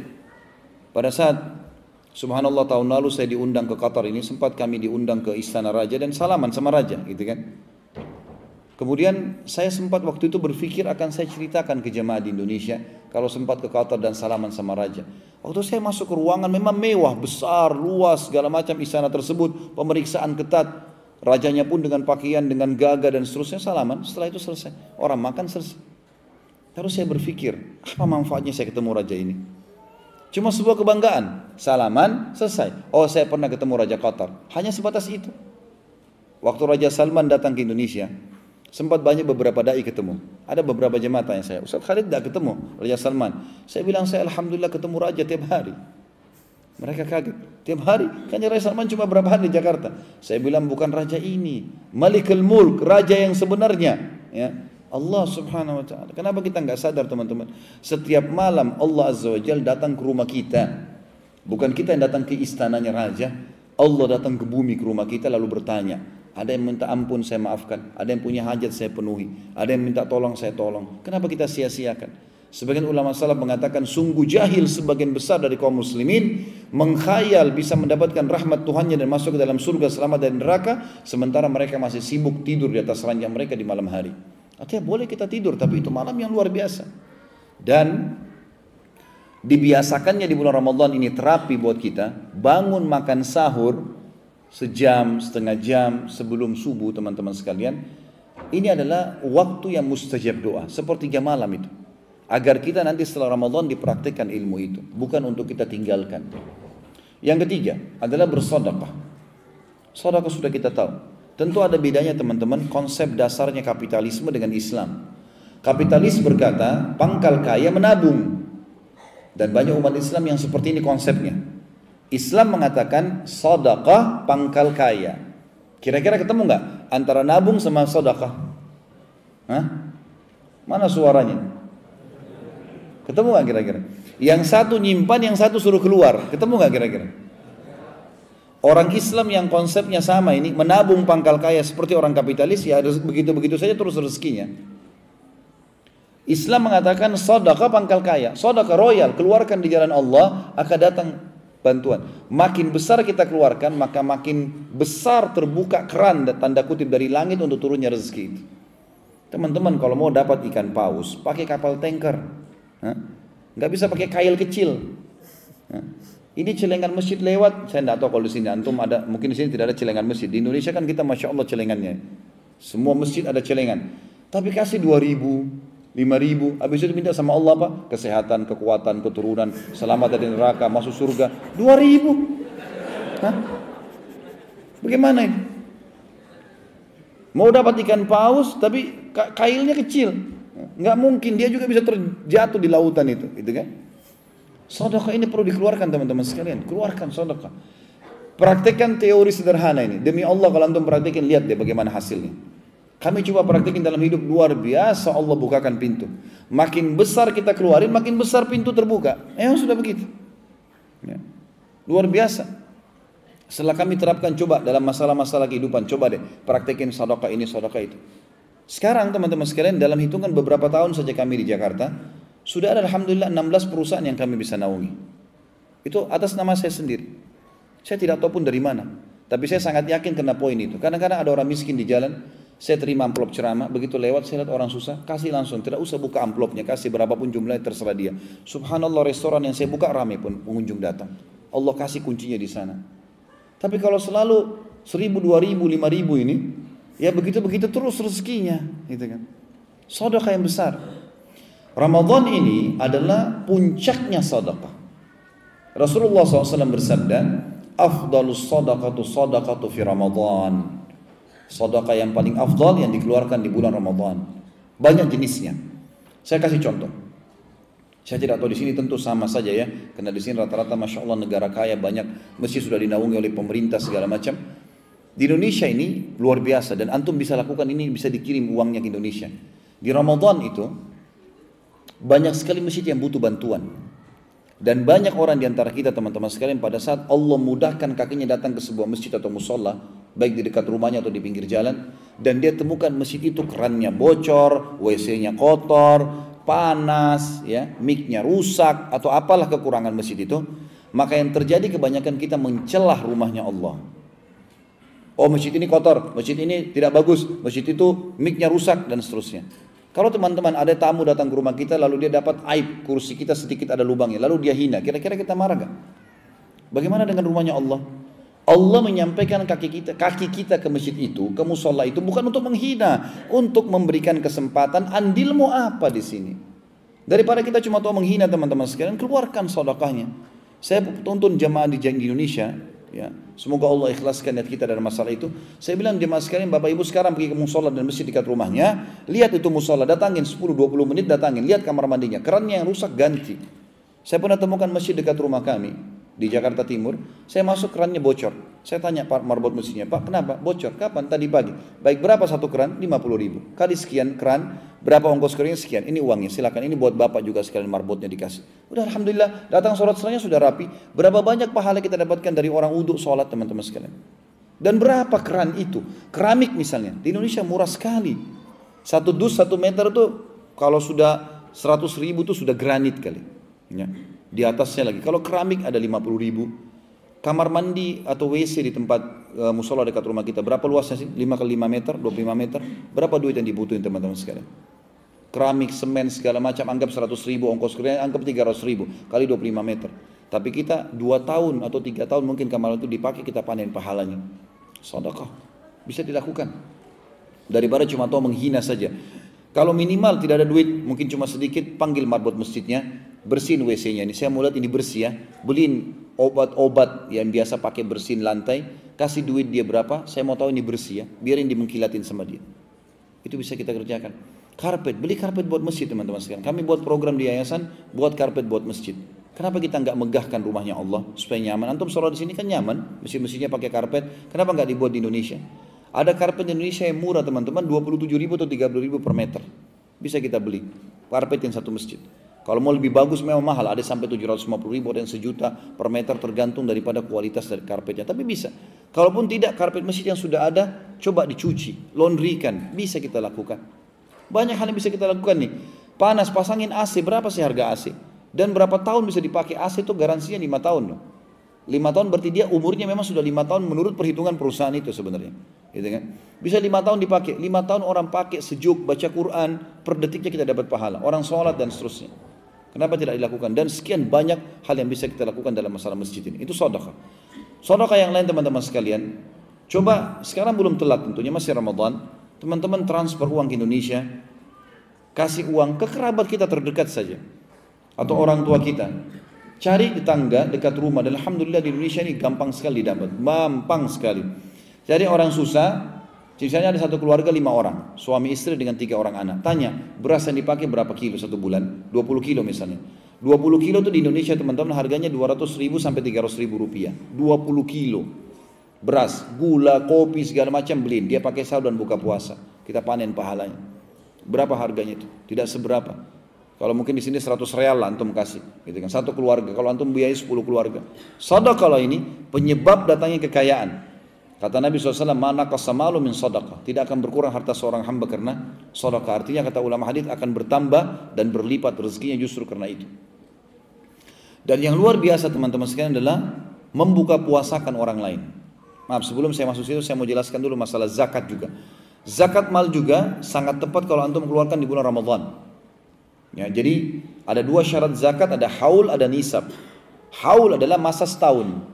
Dari harta kita yang disimpan dan diinvestasi, tabungan dan investasi.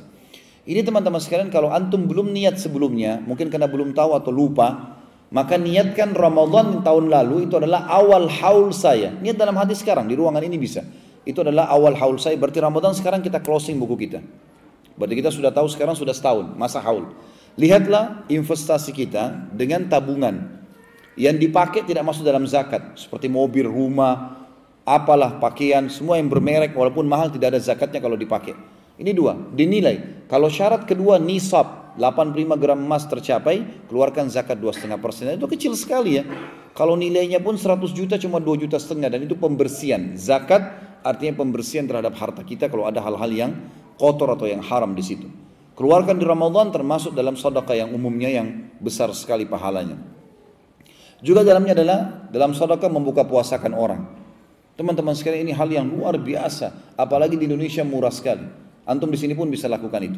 Buka puasakan orang teman-teman sekalian. Saya di Indonesia sering kasih contoh ini dan antum masih bisa lakukan karena masih Ramadan. 1 dus air mineral di Indonesia yang gelas isinya 48 gelas. Itu harganya antara 20.000 sampai 30.000 rupiah. Kadang-kadang ada yang masih 18.000 rupiah. 1 dus isi 48 gelas. Anggaplah kita beli merek yang paling bagus 30.000 rupiah 48 gelas. Kita genapkan 50 gelas lah. Masjid dan musola dekat rumah kita tanyain berapa jumlah orang yang buka puasa, tanya marbotnya. Misal dia katakan 50 orang. Baik kita kasih 1 dus. Berarti pada hari itu teman-teman sekalian, kita akan panen pahala 51 pahala puasa.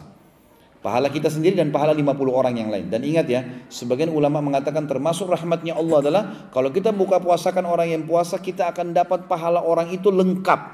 Kalau hari itu dia baca 1 juz Al-Quran, dia puasa, dia sholat 5 waktu, apalah dia silaturahim keluarga, apa saja, semua kita dapat satu paket. Dengan buka puasain orang, 30.000 rupiah itu kurang 8 real kalau antum di sini mungkin, atau 7 real saja. Sehari. Kalau 50 orang, kalau kali 1 bulan, kalau 30 hari berarti sekitar 900.000 rupiah. Ya. Tapi kita bisa dapat pahala kalau 1 hari 50 kali 30, 1.500 pahala buka puasain orang. Modalnya cuma 900.000 rupiah. Tidak seberapa, tapi kita bisa panen. Mau lebih besar pahalanya siapin kurma, karena memang sunnah Nabi SAW kurma, gitu kan? Cukup banyak kurma di Indonesia, ada kurma kalau yang di yayasan kami sebarkan, ya, dan itu banyak jemaah yang ikut. Alhamdulillah 1 dus isinya 10 kilo kurma yang cukup bagus, sekitar 500-600 ribu harganya di Indonesia. Itu kalau kita buka puasakan 50 orang di satu masjid, 1 orang 3 butir per hari bisa 7 hari. Berarti 1 bulan kita butuh 4 dus saja. Ya, kalau 500 ribu itu 2 juta rupiah. Plus tadi air mineral 900 ribu kurang lebih 2.900.000 atau 3 juta rupiah. Kurang dari 1.000 real antum bisa panen pahala 1.500 pahala puasa plus kita 30. Gitu kan. Ini juga saya berbagi untuk teman-teman di Indonesia tentunya ya. Karena di sini saya tidak tahu pola hidup antum seperti apa. Tapi ada orang-orang yang susah di Indonesia. Mereka bilang mungkin kami tidak bisa dapatkan pahala buka puasain orang karena kurang duit atau tidak ada duit. Maka saya tanya, buka puasa di mana? Di masjid dekat rumah. Baik, bisa nggak bantu marbot masjid untuk atur buka puasa? Ini nggak ada modalnya nih. Taruh airnya, bantuin kurmanya, seperti itu. Nggak ada modalnya sama sekali, cuma modal tenaga. Kalau ada orang juga luar biasa, maunya seperti raja-raja dan ratu, sudah tidak ada duitnya, tidak mau sedekah, nggak mau juga bantu marbot, masih bisa dapat pahala. Asal mau. Kalau tidak mau dengan cara ini sudah harus dicambuk ini. Nah, saya bilang di Indonesia, bapak ibu kalau duduk di masjid sudah tidak mau bantu marbot masjid, tidak ada duit juga buat buka puasa, begitu duduk sudah ada air dan makanan di depan, coba tukar sama teman di sebelah. Ini air saya ya, supaya kau dapat pahala saya, ambil air dia supaya dia dapat pahala kita. Selesai. Nggak ada modalnya, cuma pindah-pindahin air. Nah, kalau ini juga tidak mau cambuk saja ini. Nah, ini luar biasa nih. Antum kalau lagi buka puasa kasih teman di sebelah, ambil pahala dia, tukar-tukaran tuh begitu. Ya. Saya punya pengalaman waktu tahun 1990 teman-teman, awal saya ke Madinah, pengalaman yang tidak pernah saya lupakan dan saya neteskan air mata waktu itu, luar biasa. Dan sampai hari ini masih sama, dan ini subhanallah fenomena yang hanya bisa dilihat di Madinah. Saya tidak tahu kalau di sini ya, tapi di Madinah ini nyata sekali di Masjid Nabawi. Di Masjid Haram Mekah pun tidak seperti itu loh. Jadi waktu kami awal Ramadan ya, Ramadan pertama tahun 1990 itu saya ajak beberapa teman mahasiswa Indonesia. Ayo kita, waktu itu kami 30 orang diterima jadi mahasiswa. Waktu itu saya masih SMA. Kemudian yang lain teman-teman sudah kuliah tentunya. Saya bilang sama mereka kita Masjid Nabawi, sholat tarawih sekalian juga buka puasa sana. Turun dari bus, ada tempat di parkir bus kampus 7 km dari Masjid Nabawi. Maksudnya jarak kampus kami, busnya dekat, sekitar 100-200 meter aja dari Masjid Nabawi. Turun nanti habis tarawih dijemput di tempat yang sama. Begitu turun menuju ke Masjid Nabawi, tentu masjidnya belum sehebat sekarang, belum semewah sekarang ya. Waktu itu masih proses pembangunan. Ada banyak orang-orang yang membelakangi Masjid Nabawi dan menghadap ke arah orang yang datang. Maka saya waktu jalan mendekat ke masjid, saya bertanya-tanya orang-orang ini kenapa nih, kok membelakangi masjid? Seakan-akan nunggu orang, tapi jumlahnya banyak, gitu kan? Terus saya makin dekat, kok makin merapat orang-orang ini, kayak memang tidak mau kasih kita jalan gitu ya. Begitu saya dekat, saya mau minta jalan, tiba-tiba saya dipeluk sama salah seorang di antara mereka. Teman-teman yang lain juga dipeluk. Saya lihat wajahnya orang ini saya nggak kenal, siapa nih main peluk-peluk aja. Begitu saya dipeluk sama dia, saya lihat wajahnya, dia bisikin kalimat di kulit telinga saya ya. Dia bilang, akhi, saudaraku, tolong buka puasa di tempat kami. Bahasa itu, minta tolong sama kita buka puasa di tempatnya karena ingin mengejar pahala buka puasain orang tadi. Itu saya terharu luar biasa nih. Ternyata teman-teman di Masjid Nabawi dari awal saf pertama sampai seluruh pelataran itu kerajaan Saudi memberikan izin untuk membuat sufra, buka plastik, ya taruh kurma, taruh yogurt, taruh roti segala macam gitu kan. Si ayah atau si kakak lagi menata buka puasa dalam masjid, si adik atau si anak cari mangsa di luar. Baik, tanda kutip ini. Ini kalau saya bilang iya, tangan saya dipegang sampai ke sufrahnya dia. Duduk, terus dia bilang apa? Jangan pindah ke situ. Di depan ada musuh, ada saingannya ini. Ya. Biasa ada orang lihat di depan ada pisang, dia pindah ke situ. Tergantung uangnya orang kan gitu. Terus dia bilang sudah tahu sufra kami ya, besok kalau datang sini buka puasa sini lagi ya. Seperti itu, luar biasa ya.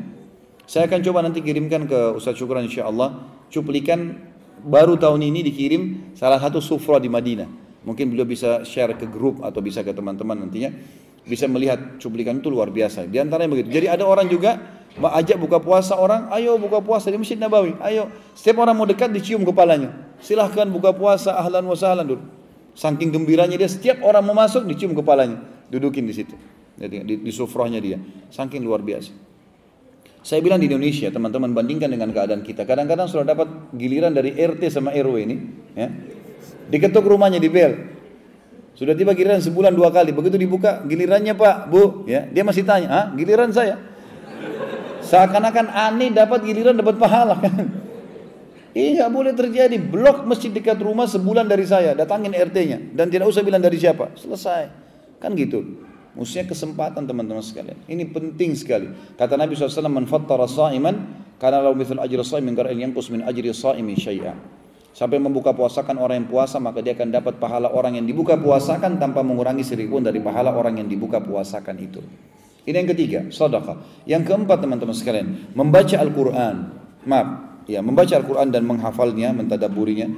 Al-Quran ini teman-teman sekalian bukan tulisan seorang doktor, seorang profesor, seorang penulis novel yang terkenal. Bukan teman-teman sekalian. Ini kalamullah. Ini perkataan sang pencipta langit dan bumi dan pencipta kita yang membuat kita. Bagaimana kita bisa mengenal sang pencipta kalau kita tidak baca kitabnya? Ayat Al-Quran ini luar biasa. Dengarkan baik beberapa ayat yang saya bacakan ya. Allah sebutkan dalam Al-Quran banyak sekali ayatnya. Di antaranya, A'udzubillahi minasyaitonirrajim, surah Al-Insan, surah nomor 76 ayat 23. Inna nahnu nazzalna 'alaikal Qur'ana tanzila. Sesungguhnya hai Muhammad benar-benar kami turunkan Al-Quran dari langit itu ya. Kalimat nazzalna tanzila ini adalah artinya kami turunkan dengan sebenar-benarnya dari langit. Makna ayat yang lain surah Yusuf surah nomor 12 ayat 2, A'udzubillahi minasyaitonirrajim, inna anzalnahu Qur'anan Arabiyyan la'allakum ta'qilun. Kami telah turunkan benar-benar Al-Quran dalam bahasa Arab agar kalian berakal. Kata ulama adalah orang yang membacanya dan mempelajarinya akan berakal, akan mendapatkan ya panduan atau petunjuk dalam hidupnya. Juga dalam ayat yang lain, surah Toha, surah nomor 20 ayat 113 Allah berfirman, A'udzubillahi minasyaitonirrajim wa kadzalika anzalnahu Qur'anan Arabiyyan wa sarrafna fihi minal wa'id wa sarrafna fihi minal wa'id la'allahum yattaqun aw yuhditsu lahum dzikra. Sesungguhnya kami telah turunkan Al-Quran dalam bahasa Arab dan kami telah mengisi di dalamnya janji-janji, ancaman-ancaman agar mereka takut ya dan mereka bisa mengubah keadaan mereka atau menjadikannya sebagai peringatan. Dan cukup banyak teman-teman sekalian ayat Al-Quran, diantaranya Al-An'am surah nomor 6 ayat 155 Allah berfirman, A'udzubillahi minasyaitonirrajim wa hadza kitabun anzalnahu mubarakun fattabi'u wattaqu la'allakum turhamun. Ini kitab kami turunkan dari langit penuh dengan berkah, maka ikutilah isi-isinya dan hati-hatilah kalian, tinggalkan larangan-larangannya agar kalian mendapatkan rahmat Allah. Kalau teman-teman masih ada yang belum tahu kekuatan Al-Quran, dengarkan baik-baik firman Allah yang lain. Surah Al-Hasyr, surah nomor 59 ayat 21. A'udzubillahi minasyaitonirrajim. Al-Hasyr 59 ayat 21. Lau anzalna hadzal Qur'ana 'ala jabalin la ra'aitahu khashi'an mutasaddian min khasyatillah wa tilkal amthalu nadribuha lin-nasi la'allahum yatafakkarun. Kalau seandainya Al-Quran ini kami turunkan di atas gunung, maka niscaya kalian akan melihat gunung tersebut tunduk karena khusyuk atau tunduk kepada Allah. Dan itulah perumpamaan kami berikan kepada manusia agar mereka berfikir, Juga dalam surah Ar-Ra'd, surah nomor 13 ayat 31.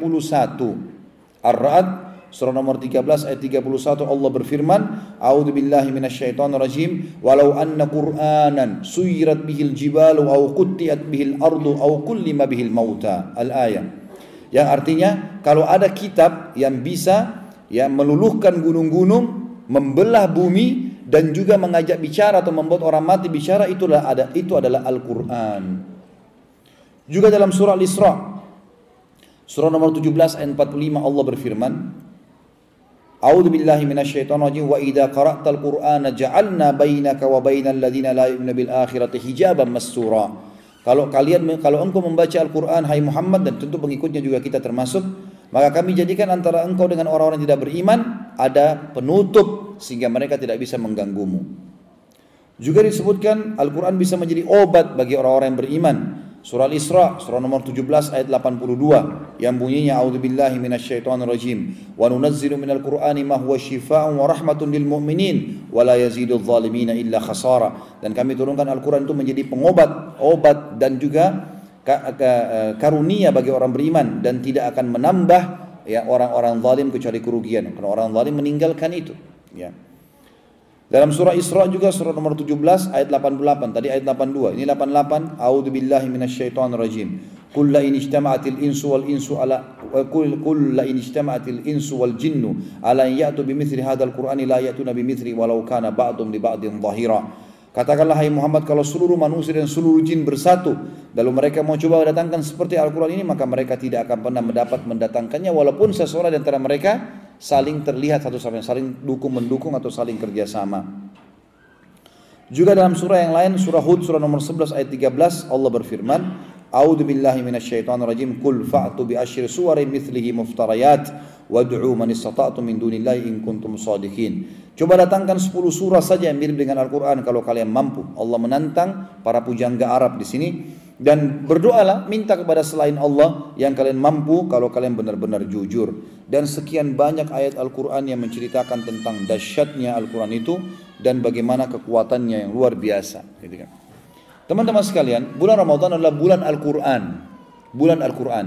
Dan Al-Quran memiliki 4 hak dari kita, minimal. Yang pertama kalau saya simpulkan adalah membacanya. Ini kita dianjurkan membaca teman-teman dari Al-Fatihah, Al-Baqarah, Al-Imran sampai An-Nas. 114 surah berurut. Ngerti nggak ngerti baca. Yang penting tahu bacaannya. Huruf hijaiyahnya benar, belajar tajwidnya, idgham, ikhfa'nya, iqlabnya dan seterusnya. Belajar. Ya, di sini Masya Allah ada Ustaz Syukran bisa dijadikan sebagai rujukan. Gitu kan? Dan teman-teman yang lain dari para imam-imam misalnya atau para muadzin kita yang memang sudah tahu bisa diminta tolong waktu seminggu sekali atau belajar. Ya, atau Ramadan ini belajar di waktu-waktu lowong. Artinya membaca ya. Dan membaca sampai mengkhatam ini adalah ibadah. Di Ramadan Imam Syafi'i rahimahullah mengkhatam Al-Quran 60 kali. Artinya sehari 2 kali. Pagi sehari, malam sehari. Antum berapa kali? Ramadan, di luar Ramadan beliau khatam sehari sekali, gitu kan? Lebih hebat lagi dari itu Utsman bin Affan. Utsman bin Affan mengkhatam 30 juz Al-Quran di rakaat terakhir witir. Yang antum biasa baca qul huwallahu ahad itu, itu 30 juz Utsman bin Affan. Mungkin antum bertanya, bagaimana bisa Ustaz? Bisa. Allah berkahi. Kalau kita biasa fokus ke satu ibadah teman-teman sekalian, maka Allah akan bukakan banyak sekali di poin ibadah itu jalan-jalan. Misal gini, kita biasa berdoa, rutin kita berdoa. Nanti Allah akan bukakan melalui lisan kita dan hati kita kalimat-kalimat doa yang kita tidak pernah terfikir sebelumnya. Karena kita rutin kerjakan itu. Kalau kita rutin sedekah, nanti Allah akan bukakan pintu-pintu pahala lain di sedekah itu sendiri. Tiba-tiba kita jadi bisa berpikir, sebelumnya tidak terfikir ya. Tiba-tiba kita berpikir untuk memberikan kepada si fulan, memberikan si fulan, jadwalkan ini dan seterusnya. Begitulah seterusnya. Ya. Yang kedua teman-teman, tadabbur. Tadabbur artinya mengambil terjemahannya dan tafsirnya, kandungan hukumnya. Tapi ini agak berbeda metodenya. Ini cukup 10 ayat per hari, nggak usah lebih. 10 ayat teman-teman, ini nggak ambil waktu banyak. 10 ayat. Baca terjemahan, baca juga tafsirnya atau baca kandungan hukum-hukumnya. Sekarang sudah ada Al-Quran di Indonesia dijual terjemahan, ada Quran terjemahan dan ada juga tafsir, ada sebabun nuzul, kadang-kadang diikuti dengan tafsir Ibnu Katsir ya. Ini dibaca, itu penting, tadabbur 10 ayat. Dan ini boleh kita pilih dari surah yang paling kita suka. Jadi teman-teman paling suka surah mana? Jadi saya sarankan buka daftar isi Al-Quran 114 surah, cari surah yang paling tanda kutip menggelitik kita. Misal akhwat kita ibu-ibu mau baca tentang perempuan, ada surah An-Nisa, ada surah Maryam. Bapak di sini mau baca tentang laki-laki, misalnya nama-nama nabi, ada surah Muhammad, surah Ibrahim, surah Yunus, surah Hud, surah Yusuf. Mau baca tentang hari kiamat, ada Al-Haqqah, ada Al-Qiyamah. Mau baca tentang malaikat, ada An-Naziat, ada Al-Mursalat. Mau baca tentang hewan-hewan, ada Al-Ankabut, laba-laba, ada An-Naml, semut, ada An-Nahl, lebah, ada Al-Fil, gajah, ada Al-Baqarah, sapi betina. Kenapa Al-Quran menyebutkan nama-nama hewan ini? Pilih surah-surah yang paling tanda kutip menggelitik kita, Mulai baca 10 ayat saja. 10 ayat saja per hari. Ini makan waktu 10-15 menit. Baca, kemudian baca terjemahannya. Al-Quran punya 6.000 sekian ayat teman-teman sekalian. Kalau kita tadabburi satu hari 10 ayat, berarti sebulan kita punya 300 ayat. Setahun kali 12 kita punya 3.600 ayat. Kurang dari 2 tahun kita sudah mengkhatam 30 juz Al-Quran dengan tafsirnya. Hanya 10 ayat per hari. Hak yang ketiga, menghafalnya. Syaitan sering menggoda kita mengatakan Al-Quran 30 juz tebal, susah. Ini syaitan. A'udzu billahi minasyaitonir rajim. Mulai dulu. Mulai hafal, tambah. Tidak ada orang hafal 30 juz teman-teman, lupa 30 juz itu enggak ada. Orang lupa sambungan ayat iya. Imam Haram aja sudah hafal dari kecil kadang-kadang lupa kok. Tapi yang dilupa sambungan ayat, tinggal kita lihat lagi habis sholat gitu kan. Hafal, dan metode hafalnya yang paling sederhana. Kalau dari saya triknya ini 10 ayat per hari, sama. 10 ayat per hari, nggak usah lebih. Nggak usah baca langsung, hafal langsung satu surah, 10 ayat. Seperti tadabbur tadi. Pilih surah yang paling Bapak Ibu suka. Misal surah Al-Ankabut, laba-laba. Kenapa Allah sebut laba-laba? Saya mau mulai hafal 10 ayat. Dihafal 10 ayat. 10 ayat ini teman-teman kalau antum sholat duha 2 rakaat, 5 ayat di rakaat pertama, 5 ayat di rakaat kedua. Kalau antum sholat 4 rakaat, ulangi lagi. Kalau sholat sampai 8 rakaat, Masya Allah, ulangi setiap sholat. Qobliyah duhur bisa dibaca, ba'diyah duhur bisa dibaca. Kalau ibu-ibu malah di sholat duhurnya karena di rumah bisa dibaca. Kalau satu hari kita baca terus 10 ayat itu, 5 ayat di rakaat pertama, 5 ayat di rakaat kedua, sampai sholat tahajud teman-teman sekalian, sudah dihafal di luar kepala sebenarnya. Ya, 10 ayat. Besok 10 ayat lagi. Kalau kita lakukan ini, sebulan kita punya 300 ayat. Kalau kita pilih surah yang 30 ayat, kita punya 10 surah tambahan. Kalau 1 tahun, 3.600 ayat, kurang dari 2 tahun antum sudah hafal Al-Quran. Yang penting penyakit al-malas dihilangkan. Ini penyakit yang na'udzubillahi minasyaitonirrajim. Penyakit yang luar biasa. Malas, ya. Tidak mau memulainya. Dalam pepatah Arab bisa dikatakan jarib ta'rif. Coba kau akan tahu. Kau tidak pernah coba bagaimana caranya. Belum hafal sudah katakan saya nggak bisa. Itu nggak mungkin. Ya. Harus kita bisa. Otak manusia teman-teman, urat saraf kita diteliti oleh sebagian ilmuwan. Saya pernah lihat sendiri cuplikan penelitiannya. Itu urat saraf kita, satu urat saraf manusia cukup untuk menampung semua buku yang pernah dikarang oleh manusia. Apalagi kita punya miliaran urat saraf ini. Luar biasa. Di otak manusia ini ada sesuatu, ada seperti urat saraf agak tebal, ya, diberikan gambaran itu di tengah otak, itu bisa seperti memori, bisa menampung teman-teman sekalian.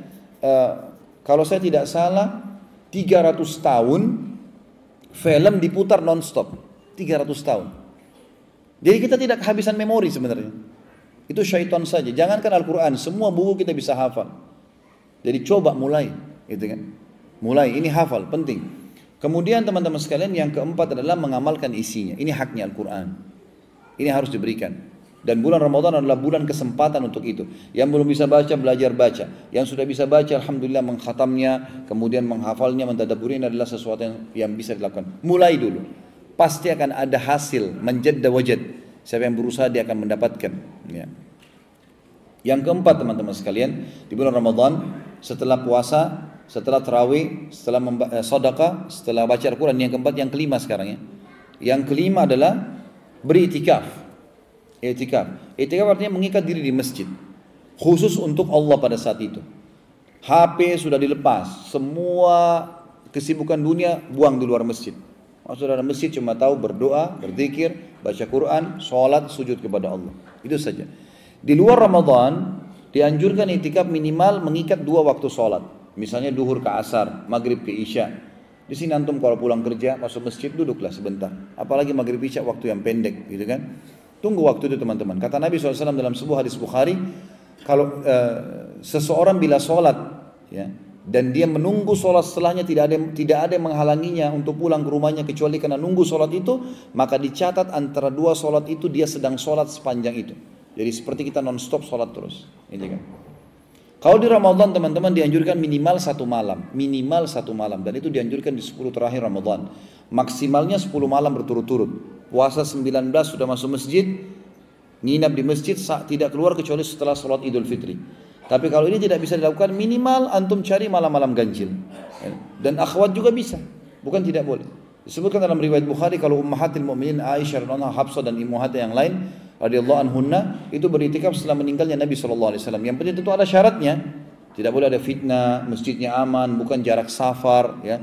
Izin sama orang tuanya kalau mau nikah, kalau sama suaminya kalau sudah menikah dan seterusnya. Ada syarat-syarat tertentu. Aman dari fitnah karena dia tidur nanti harus ada hijab segala macam aman. Kalau tidak nggak boleh sama sekali. Tapi saya pernah lakukan di Indonesia. Saya pernah lakukan dengan istri saya sama anak-anak. Karena masjid yang paling dekat dengan saya ada masjid besar ya, di dekat rumah. Saya keluar habis maghrib, kemudian bawa termos, ada tehnya, ada bawa makanan segala macam.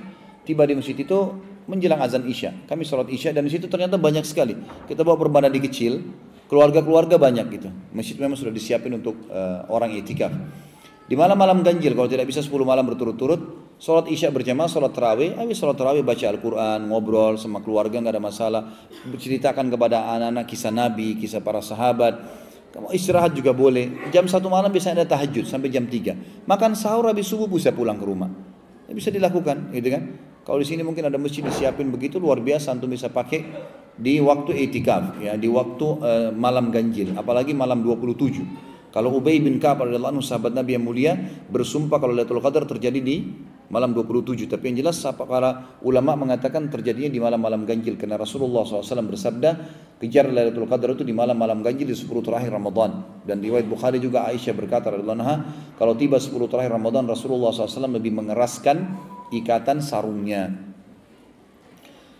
Kemudian teman-teman sekalian masuk setelahnya yang ke-6 adalah coba menunggu sholat habis subuh sampai terbit matahari atau syuruk. Mungkin ini teman-teman sudah ada yang sering lakukan ya.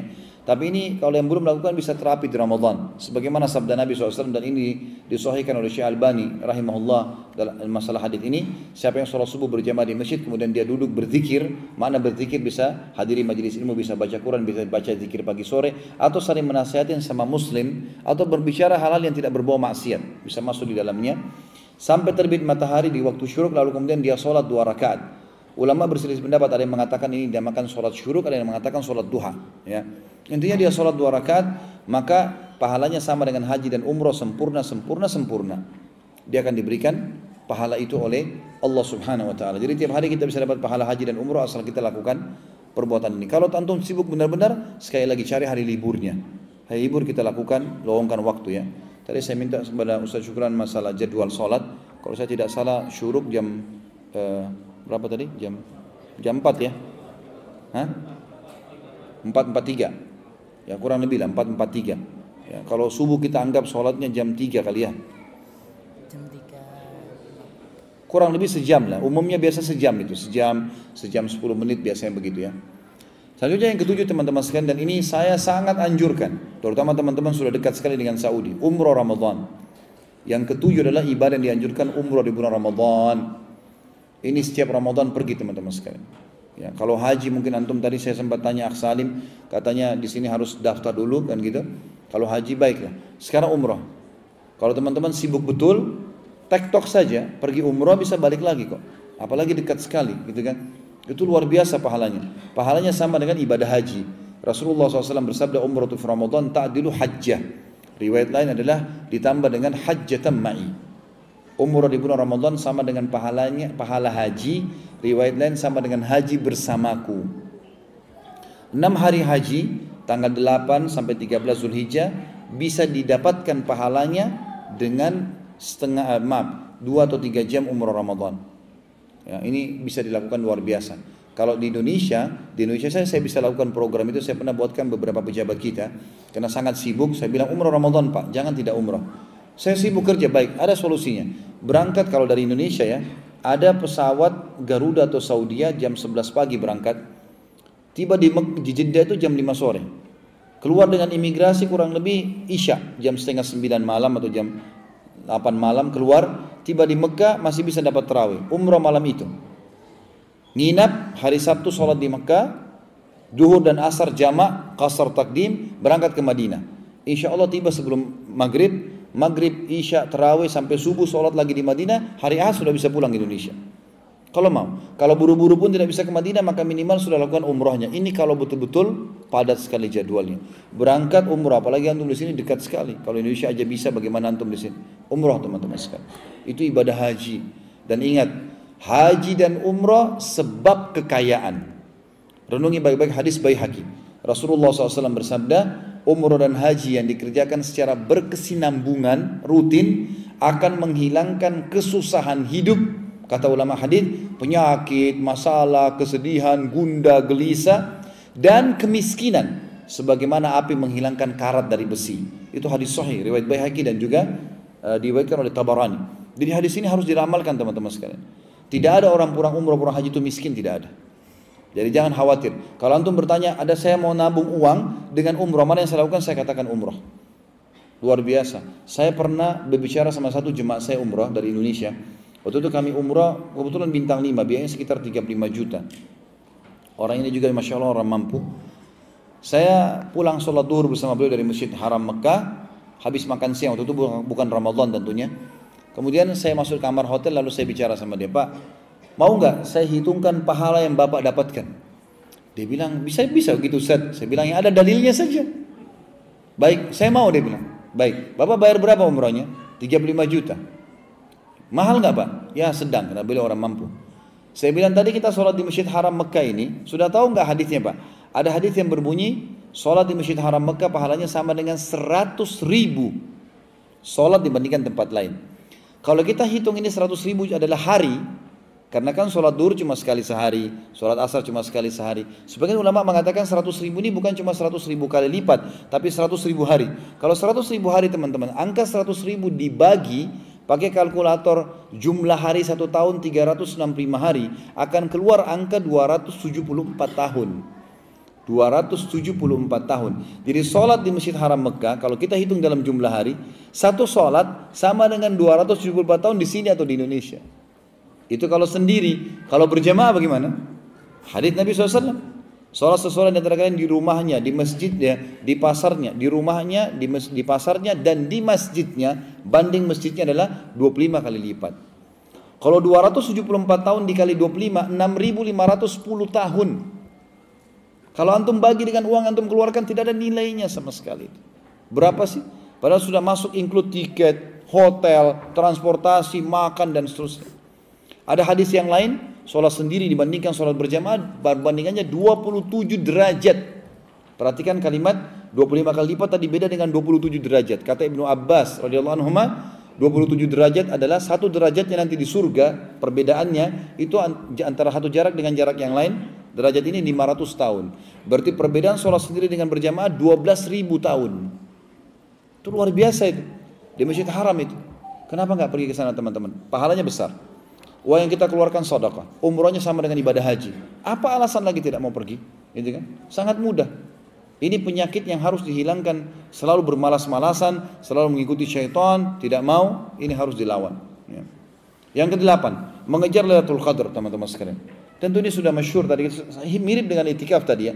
Tapi anggap kalau orang tidak itikaf, akhwat kita misalnya ada yang berhalangan, haid, tidak bisa, nifas.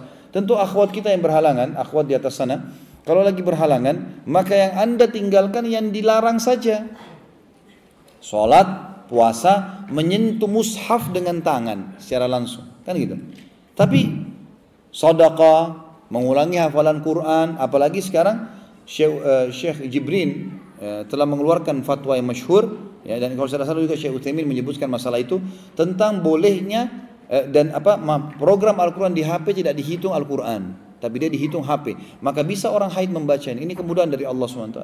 Yang tadinya kalau mushaf mereka tidak bisa. Tapi yang lain silakan, wudu sebelum tidur, ya terus lakukan, buka puasakan orang, semua dikerjakan. Lailatul Qadar terjadi di malam-malam ganjil Ramadan dan kita sudah tahu dalam surah Al-Qadr. Qadar artinya kemuliaan. A'udzubillahi minasyaitonirrajim. Inna anzalnahu fi lailatul qadar. Sesungguhnya kami turunkan Al-Quran itu pada malam kemuliaan. Wa ma adraka ma lailatul qadar. Apakah kalian tahu apa itu malam kemuliaan? Lailatul qadri khairum min alfi syahr. Malam kemuliaan itu lebih baik daripada 1000 bulan. Apa maknanya ini? Maknanya kata ulama tafsir, 1000 bulan artinya amal-amal itu akan dilipat gandakan menjadi 1000 bulan. Misal, antum pas mengucapkan subhanallah, pas Lailatul Qadar, maka pahalanya sama dengan mengucapkan subhanallah 1000 bulan. Dan kalau dihitung dalam tahun sama dengan 83 tahun, 83 tahun plus 4 bulan. Kita sedekah, misalnya di sini antum 10 real, 20 real, 100 real, 1000 real, sama dengan disodokahkan itu 1000 bulan atau 83 tahun. Apa saja, buka puasain orang, apa saja semua pahalanya sama dengan itu. Tambah lagi Allah mengatakan tanazzalul malaikatu waruhu fiha bi'izni rabbihim min kulli amr. Pada malam itu turun Jibril bersama malaikat-malaikat yang lain untuk membawa seluruh perkara yang Allah perintahkan. Kata ulama tafsir, yang dimaksud adalah seluruh perkara setahun, keselamatannya, berkahnya, rezekinya, gitu kan? Salamun hiya hatta matla'il fajr, itu malaikat semua akan nunggu sampai terbitnya matahari, artinya sampai subuh. Jadi kita punya kesempatan sepanjang malam untuk memohon itu. Yang sangat dianjurkan dua pada saat Lailatul Qadar. Yang pertama sholat malam tahajudnya. Sholat tahajudnya di malam hari. Makanya biasanya masjid-masjid itu ada tarawih, ada juga tahajud dilakukan, gitu kan. Dan perlu digarisbawahi teman-teman sekalian, sholat malam ini pendapat yang paling kuat adalah tidak ada jumlah rakaat tertentunya. Itu pendapat yang paling rajih sebenarnya. Karena hadis Nabi SAW, qiyamul lail mathna, sholat malam 2 rakaat ini menandakan tidak ada batasnya. Dalam Syiar Alam Nubala disebutkan Imam Ahmad rahimahullah sholat malam 300 rakaat. Dan di akhir hidup beliau pada saat beliau sudah lemah sekali, beliau mengurangi jadi 150 rakaat. Gitu kan. Masalah kasus Aisyah radhiyallahu berkata bahwasanya dalam hadis Bukhari Rasulullah SAW tidak pernah di Ramadan atau di luar Ramadan menambah lebih dari 11 rakaat. Kata ulama hadis ditafsir dimaknakan ini hadisnya. Aisyah radhiyallahu anha salah satu dari istri baginda Nabi alaihi salatu wassalam, ya, radhiyallahu anha. Tapi Nabi punya istri banyak, 11 orang, gitu kan. Aisyah mendapatkan giliran malam. Aisyah mendapatkan memang 2 malam radhiyallahu anha karena Ummu Salamah memberikan malamnya. Tapi Nabi SAW berarti ketemu dengan Aisyah per 10 malam sekali. Dan Aisyah menceritakan tentang sholat malamnya Nabi kalau lagi bersama dia. Karena di istri lain beliau tidak tahu. Makanya Aisyah ceritakan ini. Dibuktikan ada riwayat Bukhari yang lain berbunyi. Aisyah berkata, Rasulullah SAW pernah sholat malam 13 rakaat. Kok bisa? Riwayat pertama 11, riwayat kedua 13. Karena kata para ulama hadis, riwayat yang kedua membuktikan ada beberapa malam yang dilalui oleh Aisyah melihat Nabi SAW 13. Pernah disampaikan 11 orang sudah hafal. Disampaikan 13 orang juga hafal. Maka ini semua tidak ada larangan. Dan perilaku Umar bin Khattab mengerjakan 23 rakaat adalah mengambil dari perilaku yang mengambil daripada penyampaian dari Hafsah anaknya sendiri yang merupakan istri Nabi SAW juga. Makanya Umar bin Khattab mengerjakan sampai 23 rakaat dan beliau berpegang pada hadis Nabi SAW, qiyamul lail mathna. Artinya teman-teman ini terbuka. Boleh 11, boleh 13, boleh 23 dan seterusnya. Walaupun ulama hadis mengatakan kalau orang mau baik, mau lebih sempurna, usahakan jangan lebih dari perbuatan Umar radhiyallahu anhu 23 rakaat. Hanya saja sekarang di Mekah dan di Madinah sudah dikerjakan di 10 terakhir Ramadan itu 33 rakaat. 20 rakaat tarawih, nanti sholat tahajud dilakukan lagi 11 rakaat. Gitu kan? Kurang lebih ya 31 berarti ya 31 rakaat ini dikerjakan. Hanya saja di sholat tarawih sudah tidak ada witir. Nanti witir ini dikerjakan di sholat tahajudnya karena memang Nabi SAW mengatakan la witraini fi lailah. Tidak ada 2 witir dalam 1 malam. Kata Nabi SAW, man qama lailatul qadri imanan wa ihtisaba ghufira lahu ma taqaddama min dzambi. Siapa yang mendirikan tahajud malam, sholat di malam Lailatul Qadar, maka diampuni dosa karena keimanan dan mengharapkan pahalanya, diampuni dosa-dosanya yang telah lalu. Ini amal yang pertama, kita dirikan sholat malam. Tentu semua ibadah dianjurkan ya, karena dilipat gandakan sampai 1000 bulan. Yang kedua, jangan pernah luputkan ucapan kita, karena semua kita pasti akan lalui Lailatul Qadar selama kita hidup. Karena Lailatul Qadar adalah malam-malam dari malam-malam akhir Ramadan, semua kita pasti akan lalui. Maka teman-teman sekalian, riwayat yang lain, riwayat sahih disebutkan Aisyah berkata radhiyallahu anha, ya Rasulullah, apa yang saya ucapkan kalau saya dapatkan malam itu? Kata Nabi SAW, ucapkan Allahumma innaka afun tuhibbul afwa fa'fu anni. Ya Allah, kau pemaaf dan aku suka memaafkan, maka maafkanlah aku. Kata para ulama hadis, kenapa doa ini yang Rasulullah SAW pandu? Maknanya adalah, ya Allah maafkanlah dosa-dosaku ya 1000 bulan, baik itu ke belakang atau ke depan. Bisa makna seperti itu. Jadi maknanya luar biasa. Kalau dosa-dosa kita tidak sampai 83 tahun ke depan, maka bisa berganti menjadi pahala yang besar karena tidak dipakai untuk membersihkan dosa-dosa. Ya, itu maknanya. Jadi teman-teman sekalian, ini saran saya dan sedikit saya memaksa ini. Saya tidak tahu di sini poin antum, tapi kalau di Indonesia saya katakan itu. Karena di Indonesia ini sering terjadi. Beli baju lebaran sekarang. Jangan beli di 10 terakhir Ramadan. 10 terakhir Ramadan nginap di masjid, bukan di pasar, bukan di mall. Menjelang lebaran tukang jahit banyak tutup. Harga sudah mahal, modelnya biasa sudah habis. Sekarang enak, lapang, lowong. Apalagi sebelum Idul Fitri. Kalau di Indonesia saya bilang, kalau bapak ibu takut baju lebarannya dipakai, taruh di hanger tulis baju lebaran. Nggak bakal dipakai itu. Kalau masalah diskon teman-teman sekalian, itu diskon sampai hari kiamat nggak bakal habis. Selama ada pasar ada diskon. Kalau pernah lihat di Indonesia, ada toko-toko sudah 5 tahun dia buka, 5 tahun 70% tertulis terus. Nggak pernah dicabut-cabut spanduknya. Selama ada pasar ada diskon, nggak pernah habis. Jadi tidak usah terpengaruh dengan masalah itu. Karena 10 terakhir Ramadan saatnya kita i'tikaf, mengikat diri di masjid teman-teman. Bukan habisin waktu dengan hal sia-sia. Yang ke-9 teman-teman adalah memperbanyak amal saleh. Memperbanyak istighfar, doa, ya, terutama di waktu-waktu yang sangat ditekankan. Seperti misalnya doa. Tentu kita kalau puasa ada hadis umum global riwayat Imam Ahmad berbunyi, sesungguhnya bagi orang yang puasa ada doa yang tidak doa orang yang puasa tidak ditolak, begitu, tidak tertolak. Ada riwayat lain yang mengatakan sesungguhnya orang yang puasa memiliki doa yang mustajab di saat dia buka puasa, gitu kan? Tapi anjuran para ulama adalah bagaimana dia mulai berdoa kayak kita sebentar habis asar, gitu kan? Maaf, kayak tadi ini, kayak waktu ini sekarang habis asar sampai menjelang buka puasa, ini waktu-waktu yang luar biasa untuk berdoa kepada Allah Subhanahu wa taala. Kalau pada saat sudah terdengar azan ini terbalik, kita harus segera baca bismillah, kemudian konsumsi makanan kita, baik itu air putih atau kurma, sunnahnya kurma atau air putih, ini kan kita mulainya, kemudian kita membaca zahabat zama wabtalatil uruq wa thabatal ajru insyaallah. Telah basah urat-urat saraf kami, gitu kan? Telah hilang dahaga, telah basah urat-urat saraf kami dan telah dicatat pahala dengan izin Allah, gitu kan? Ini dianjurkan. Maka kita dianjurkan segera buka puasa. Bukan saatnya lagi memperbanyak doa pada saat itu. Karena ada sebagian orang di Indonesia sudah azan berdoa dulu sampai terlambat 10 menit, 15 menit, ini keliru, ya. Mestinya kita berdoa sebelumnya, pada saat sudah azan kita harus segera buka puasa. Sabda Nabi SAW, manusia masih dalam keadaan sehat dan juga memanen pahala yang banyak selama mereka menerlambatkan sahur sampai menjelang azan subuh dan mereka menyegerakan buka puasa. Ya, ini penting. Kemudian di waktu-waktu sahur teman-teman sekalian perbanyak istighfar, bertobat kepada Allah SWT. Karena Allah SWT berfirman, A'udzubillahi minasyaitonirrajim wa bil ashari hum yastaghfirun.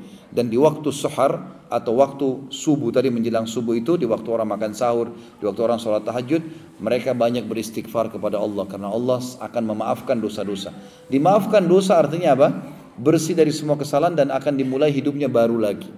Ini yang sangat dianjurkan tentunya. Kalau Syekh Munajjid, ya, ini menulis dalam buku beliau ditambah dengan yang ke-10 adalah tidak melakukan hal yang sia-sia. Dan saya sudah jelaskan dari contohnya, hal sia-sia membuang waktu yang kosong, tidur, yang memperbanyak hal yang buang waktu di pasar. Ini termasuk hal-hal yang memang sangat dianjurkan untuk dijauhi tentunya. Allahu a'lam. Jadi ini teman-teman sekalian yang bisa kita sampaikan dalam pertemuan sekarang tentang masalah Ramadan bersama Rasulullah SAW, tentang apa yang beliau sampaikan berhubungan dengan sambutan Ramadan, tentang penelitian medis masalah kesehatan Ramadan atau puasa, kemudian 10 amal yang sangat dianjurkan oleh baginda Nabi SAW dan beliau sendiri tentu mempraktekkan masalah itu. Kita berdoa kepada Allah SWT semoga majlis kita diberkahi olehnya dan dijadikan sebagai tambahan amal kita pada hari kiamat, dan semoga seluruh dosa yang pernah kita kerjakan dimaafkan dan diganti dengan kemakmurannya menjadi pahala. Dan semoga yang sakit diangkat penyakitnya, yang tidak diutang dilunasi utangnya, yang sedang menghadapi masalah apapun diangkat oleh Sang Pencipta Allah dan diberkahi sisa umur kita ini dengan amal saleh.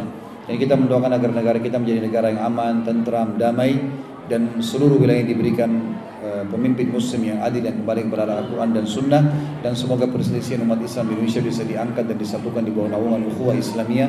Siapapun yang berusaha untuk menyakiti kaum muslimin atau menghina Islam atau mengatur tipu daya untuk kaum muslimin, semua dikembalikan kepada pelakunya masing-masing. Dan semoga Allah menyatukan kita semua di surga firdausnya tanpa hisab, menasabkan kita di majlis ilmu yang mulia ini. Kalau benar dari Allah, kalau salah dari saya mohon dimaafkan. Subhanakallahumma bihamdika asyhadu an la ilaha illa anta astaghfiruka wa atubu ilaik. Wassalamualaikum warahmatullahi wabarakatuh.